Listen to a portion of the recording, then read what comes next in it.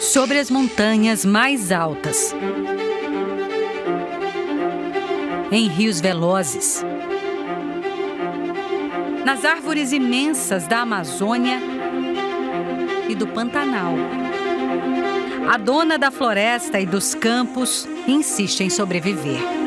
Mas a onça perde espaço e está cada vez mais perto das cidades, vendo o verde desaparecer. As cidades estão crescendo, ampliando, então aquele limite que tinha entre a mata, digamos assim, né, o ambiente natural e a cidade, esse limite está cada vez mais estreito, né? As pessoas estão habitando cada vez mais, estão entrando dentro das matas. Nos locais onde elas mais são avistadas, né? Os condomínios, esses locais que são mais afastados. Então, essa taxa de encontro acaba acontecendo, né? Está acontecendo cada vez mais.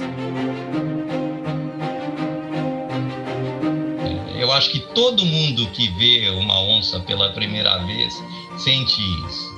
É uma sensação de beleza, de poder, de dela estar no lugar dela e aquele lugar é dela. Eu acho a onça pintada tão magnífica, eu me apaixonei perdidamente por aqueles olhos dourados que não existem, não existe igual.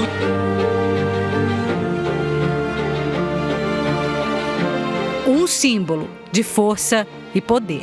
A onça ela é impressionante, assim, ela tem uma habilidade, uma capacidade de se adaptar a diferentes ambientes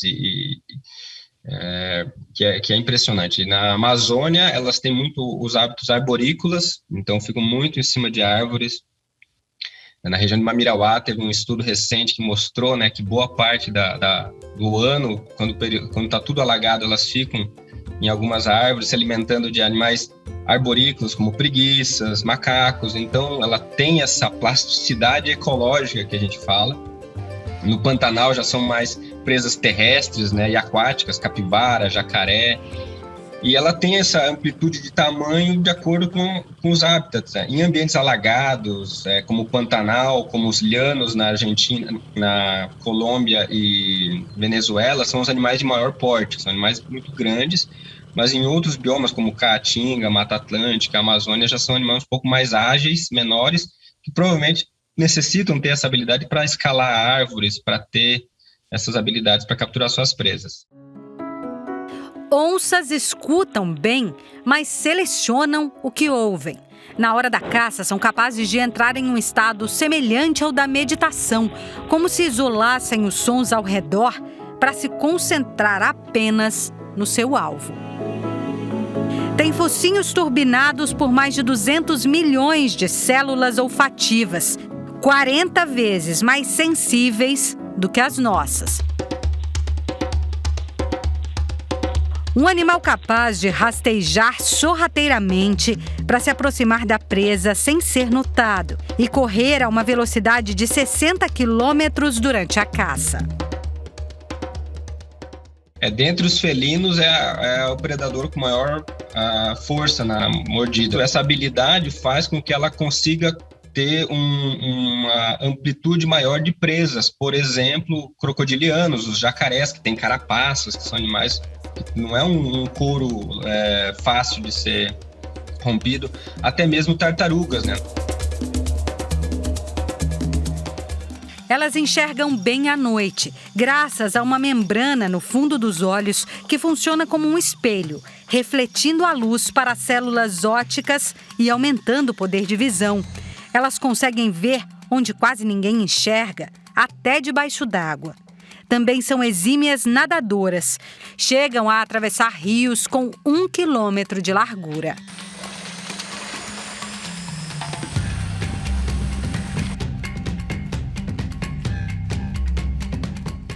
As onças são menores, porque dentro da mata não é vantagem você ser muito grande. São animais extremamente poderosos. Elas têm uma capacidade de se adaptar, que é muito grande também. Antes mesmo de o Brasil ser Brasil, das Américas serem colonizadas, as onças pintadas já desfilavam, seus corpos malhados por terras cobertas de verde. Por mais de 100 mil anos viveram soberanas aqui. Só encontraram rivais à altura de seu poder de caça quando o homem chegou. Com elas, aprendemos a sobreviver no novo mundo. Dividimos as mesmas presas, dividimos o mesmo espaço. Nascia ali um fascínio imenso. A pelagem desperta muito dessa admiração. As manchas espalhadas sobre o amarelo são marca do felino. As onças pretas também são pintadas, mas carregam a estampa escondida sob a pele escura. Raras costumam ter pelo menos um filhote preto por ninhada. Mesmo as pardas, que têm um padrão uniforme quando adultas, nascem pintadas. A onça parda, diferente da onça pintada, ela tem uma coloração da pelagem homogênea, né? Por isso que ela tem esse nome, né? Onça parda, porque o pelo é pardo, né? Ele é amarelado. De forma geral, é uma pelagem única, né? De uma coloração só, a não ser quando ela é filhote, né? Os filhotinhos de onça parda nascem pintadinhos, né? Por isso que a gente também confunde muito com filhote de onça pintada, é comum essa confusão. E conforme eles vão crescendo, essas pintas vão desaparecendo, né? E ela vai assumindo essa coloração toda parda, né? Do sudeste dos Estados Unidos até a Argentina, todo o território já foi da onça, aqui chamada em tupi-guarani de auara ou jaguara, nome emprestado ao espanhol e ao inglês. As onças sobreviveram às cidades que fatiaram paisagens verdes, engoliram florestas. Hoje estão espremidas em menos da metade da sua área original. Apenas 19 países ainda têm o privilégio de conservar em suas matas o maior felino das Américas. Hoje ela se encontra, sim, ameaçada de extinção na categoria vulnerável. Essa informação consta, inclusive, do livro vermelho da fauna silvestre, que é editada pelo Ministério do Meio Ambiente. Tão grande, tão forte, tão ameaçada.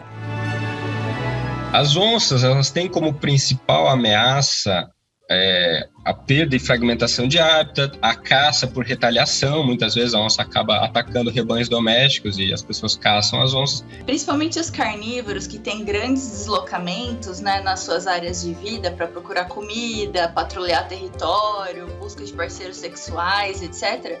As rodovias são um grande problema para essas espécies, né? Por ano, em média, é estimado que morram 47 onças pardas nas rodovias de São Paulo, né? Então, essa é um dreno da nossa biodiversidade, principalmente para essas espécies que já são ameaçadas de extinção, que atrapalham muito, né, a viabilidade populacional desses bichos. É um animal, como eu disse aí, é lindo esse animal. Ele é bastante cobiçado, até por conta da pele, né? Então, existe realmente uma pressão muito forte em cima desse animal, sabe? Nós temos informação em que em diversos rincões do Brasil aí, existe a caça. E o que tem sido feito para coibir? Principalmente as ações de fiscalização e a gente investe maciçamente aí nas ações de prevenção. Está nas mãos do homem o destino do terceiro maior felino do mundo.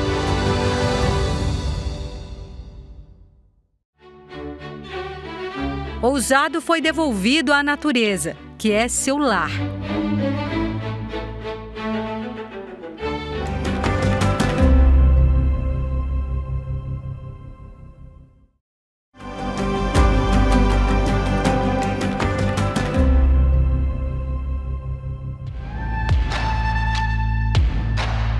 Com até 2 metros de comprimento, a onça é imensa, até na capacidade de desaparecer.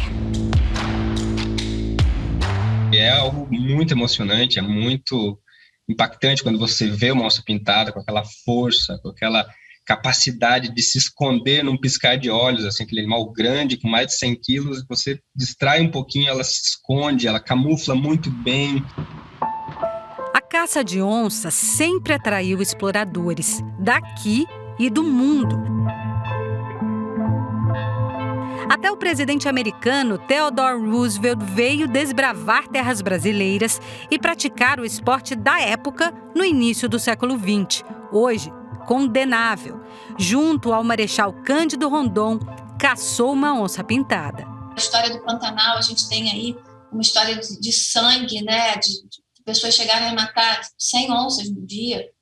Quem primeiro olhou para as onças com a intenção de preservá-las foi o biólogo George Schaller. O homem que estudou pandas na China, leões e gorilas na África, também trabalhou no Brasil. Hoje ele tem 89 anos e não usa webcams nem telefones celulares, porque para fabricá-los são usados minérios retirados das terras que ele lutou para proteger. Mas ouvir a voz de George Schaller já é em si um privilégio. Ele diz que onças são grandes, lindos, misteriosos e poderosos animais. Estão entre os maiores felinos do mundo e conta que veio ao Brasil pela primeira vez em 1975. Muito pouco se sabia sobre a espécie. A natureza é uma professora, conclui. Ao lado do professor estava Peter Crouchall, que se transformou em uma referência no estudo de onças no mundo. O homem que passou a vida ao lado de animais de 100 quilos morreu vítima de um micro-organismo, o coronavírus.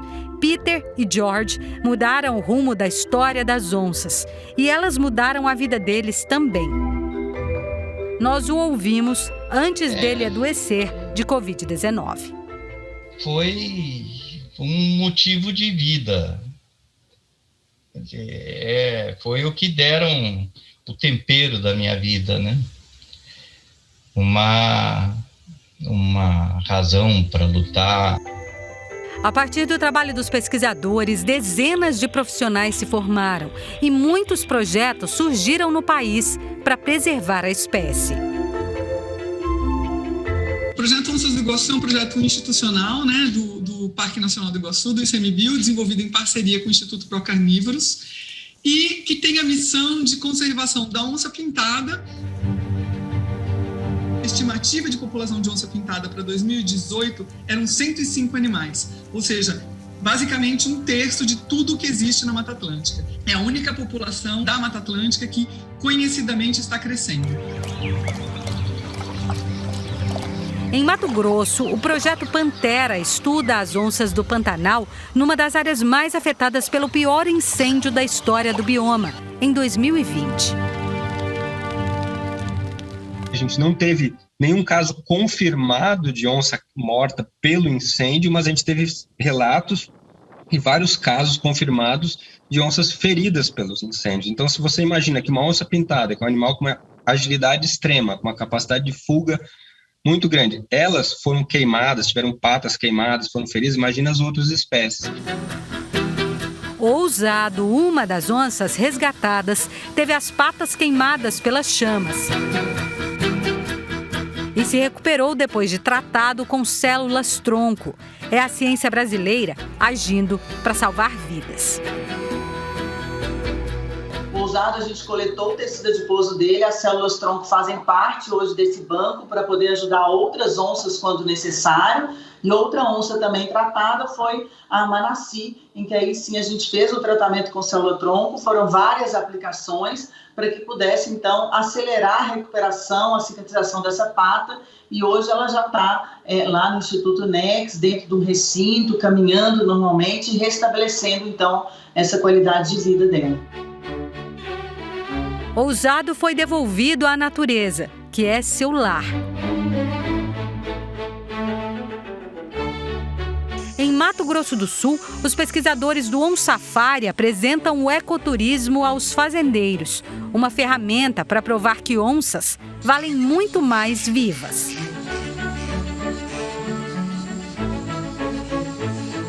Salvando a onça, na verdade, você está salvando todos os animais que estão na cadeia alimentar, está salvando as florestas, então, na verdade, você está você está protegendo o bioma como um todo. E na parte social, o ecoturismo gera muito mais emprego do que a pecuária, né? Então, o Pantanal, 95% das terras mais ou menos são privadas, em quase todas essas terras você tem pecuária e muitas vezes não tem emprego suficiente para as populações aqui. No fim das contas, é bom para a onça, para todos os animais, né? Para a flora, né? Para que passe a ser preservada, para todas as pessoas e até para os donos de fazenda, que passam a ver no ecoturismo mais uma nova fonte de renda.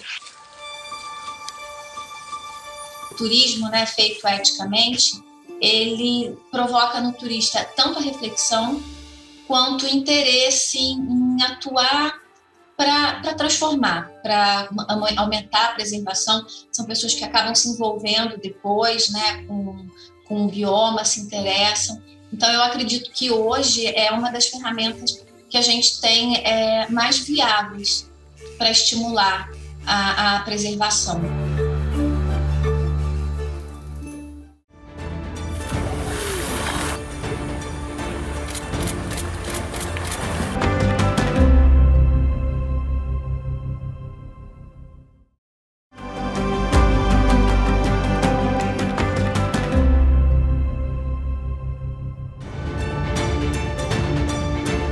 Onças andam quando precisam. Comem quando tem fome. E vem um Brasil que a maioria de nós desconhece. O predador de topo, ela é considerada uma espécie guarda-chuva.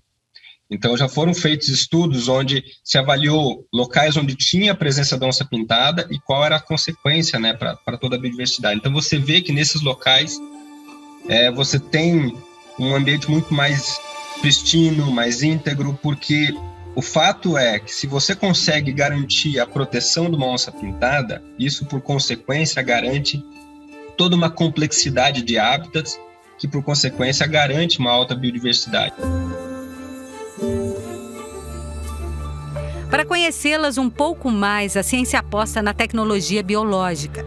Nos freezers do Banco Genômico do Centro Nacional de Pesquisa e Conservação dos Mamíferos Carnívoros, que fica no interior de São Paulo, estão congeladas a quase 80 graus negativos amostras de sangue dos felinos brasileiros, coletadas em todas as regiões do país. O sêmen é mantido a quase 200 graus abaixo de zero nos tanques de nitrogênio líquido. O banco de genoma ele é importante porque, ao identificar determinados grupos de indivíduos em determinados biomas, aí é importante saber como é que está a diversidade genética nesses grupos. É por isso que a gente faz lá a coleta desse material e ele fica para análise dos técnicos. Já existe uma conversa bastante adiantada aí, junto com o IBAMA, com o Jardim Botânico, para que esses repositórios aí, eles sejam aí realmente uma possibilidade no futuro de mantermos aí a diversidade biológica da espécie. No Rio Grande do Sul, a onça-pintada foi o primeiro carnívoro brasileiro a ter seu genoma decifrado pela ciência. As conexões genéticas descobertas nos laboratórios farão toda a diferença para a conservação da espécie na natureza. A caracterização genética das espécies é importante para manter o potencial evolutivo, para reduzir a probabilidade de extinção. Ter variabilidade genética na população é fundamental para ela persistir. Imagine uma página com 1000 letras, um livro com 1000 páginas, como este. É muita informação, né? E mesmo assim, seriam necessários 6.000 livros deste tamanho para guardar toda a informação que os cientistas desvendaram dentro de apenas uma única célula do maior felino das Américas. Os livros já estão mais do que habituados a guardar a beleza das onças pintadas. Elas inspiraram a prosa cheia de poesia de Guimarães Rosa em Meu Tio, o Iauaretê. Onça mais bonita que tem é Maria Maria. Ela é mais bonita que qualquer mulher. Mas você não pode falar que eu matei onça, pode não. Eu posso, pode não. É feio que eu matei. Onça é meu parente. nos momentos registrados com luz e sombra pelo fotógrafo Adriano Gambarini. Eu acho que, para mim, representa força, adaptação,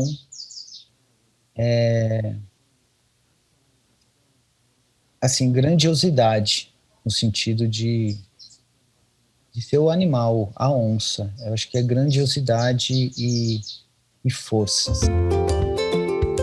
Estão nas lendas e na vida dos povos da floresta. Cosmologia Yanomami diz isso. Por isso, para a gente, é muito importante,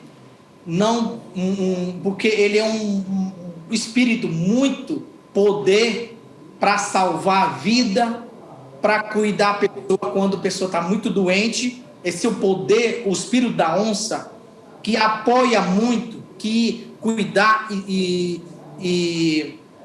para poder salvar a vida da criança, da pessoa.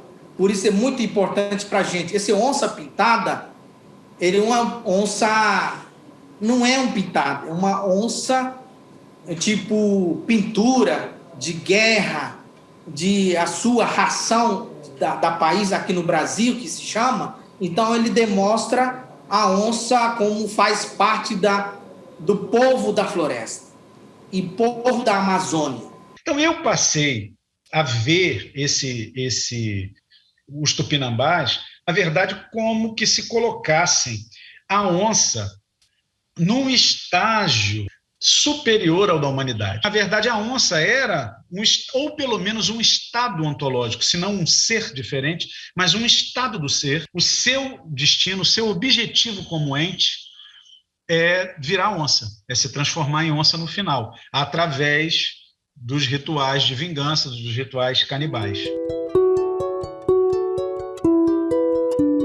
A onça está entranhada no misticismo brasileiro e nas histórias do premiado livro Torto Arado. A onça pintada é um animal sagrado nas Américas. Muitas cosmovisões indígenas, inclusive de várias etnias que vivem no Brasil, trazem esse animal considerado sagrado e que explicam tanto da nossa relação com o ambiente, da nossa relação com a terra. Acho que por isso que a onça é inevitável que ela apareça, vez ou outra, nas histórias que eu escrevo. Na lembrança de quem já teve o privilégio único de admirá-la. Todo mundo quer ver. E aí, quem consegue ver é quase como se a pessoa estivesse em transe. E demora muito tempo para ela sair daquele estado de euforia. Eu acho que isso tem a ver também com a nossa ligação, quase da nossa constituição como humanos com os felinos. Porque você sabe, né, que mesmo na época em que nós éramos presas, também havia uma admiração enorme. Eles eram deuses em muitas culturas, né, os grandes felinos. Bicho andarilho, errante, não vê fronteiras nem cercas. Por onde passa, exibe sua beleza selvagem. Ainda temos muito a aprender com elas. A primeira lição é que precisamos manter seu habitat para que sigam livres. Não tem como você não ser impactado por aquilo tudo, por aquele poder, aquela majestade. Não tem como você não ser impactado. Para o bem ou para o mal, aquilo é um impacto incrível. Eu acho que uma pessoa você não é mais a mesma depois de ver uma onça pintada. E não é só a onça, é o que eles representam. É o tigre, é o gorila, é o panda. São esses animais que são símbolo de algo maior que a gente.